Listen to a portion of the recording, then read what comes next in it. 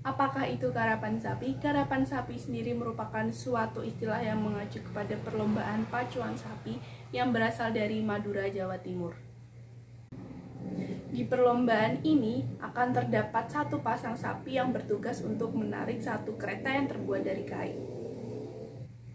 Nah, di atas kereta kayu tersebut akan berdiri seorang joki yang mana dia bertugas untuk mengendalikan sepasang sapi tersebut. Oleh si joki, sepasang sapi tersebut akan dipacu dalam perlombaan adu cepat melawan sapi-sapi lain di dalam lintasan sepanjang 100 meter.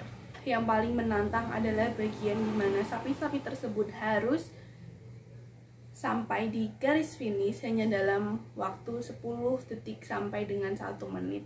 Perlombaan karapan sapi ini sendiri biasanya diselenggarakan pada bulan Agustus atau September setiap tahunnya, dan untuk lomba finalnya biasanya diadakan di daerah Pamekasan, Madura. Sejarah singkat karapan sapi. Awal mula sejarah karapan sapi di Madura dilatar belakangi oleh tanah di Madura yang kurang subur sebagai lahan untuk pertanian. Maka dari itu, banyak orang-orang Madura berganti mata pencaharian sebagai nelayan di daerah pesisir, sekaligus berternak sapi untuk digunakan bertani khususnya dalam membajak sawah atau ladang yang masih bisa digarap. Hingga suatu ketika tampillah seorang ulama Sumeneb yang bernama Syekh Ahmad Badawi. Beliau merupakan Pangeran Katadur atau Raja ke-9 Kerajaan Sumeneb yang menciptakan metode cara bercocok tanam dengan menggunakan sepasang bambu.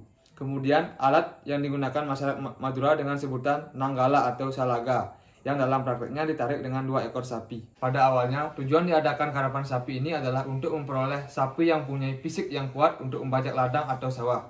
Berawal dari ide inilah kemudian muncul adanya tradisi karapan sapi, sekaligus juga menjadi kegiatan rutin setiap tahunnya khususnya setelah menjelang habis musim panen. Tujuan awal diadakannya karapan sapi adalah untuk memperoleh sapi dengan kondisi stamina dan fisik yang kuat untuk membajak ladang ataupun sawah. Kemudian dari ide ini akhirnya muncullah tradisi karapan sapi yang dilakukan secara rutin setiap tahun, khususnya menjelang atau setelah musim panen. Kemudian selain itu, karapan sapi adalah sebagai identitas sosial masyarakat Madura yang merupakan pencinta sapi, sehingga mereka menyiapkan sapi yang semaksimal mungkin untuk mengikuti lomba karapan. Kemudian sebagai penanda antara harta dan prestasi, karena sapi yang akan diikutsertakan dalam lomba karapan adalah sapi-sapi yang harus memiliki stamina yang kuat. Dengan menyiapkan jamu-jamuan ataupun makanan-makanan dengan harga yang cukup mahal.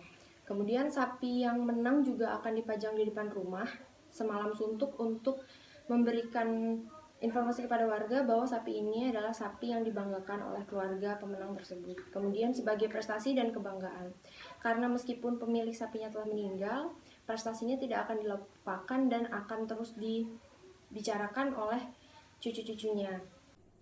Pemilihan sapi amat menentukan hasil dari karapan sapi.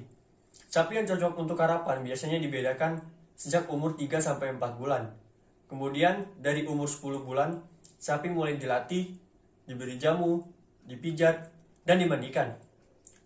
Hal itu terus dilakukan sampai sapi turun ke langgang.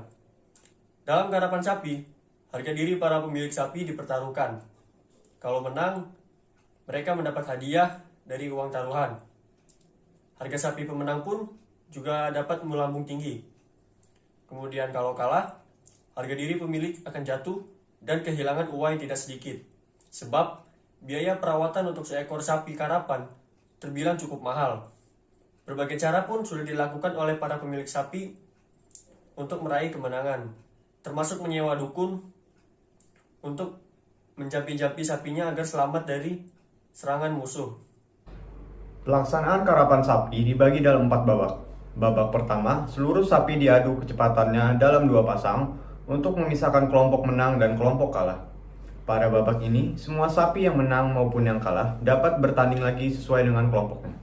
Babak kedua atau babak pemilihan kembali.